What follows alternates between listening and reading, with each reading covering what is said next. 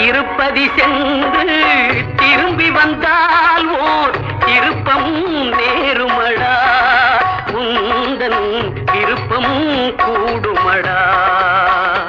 நீ திறந்திட நினைக்கும் கதவுகளெல்லாம் தானே திறக்குமடா, உன்னை தர்மம் அணைக்குமடா, உன்னை தர்மம் அணைக்குமடா.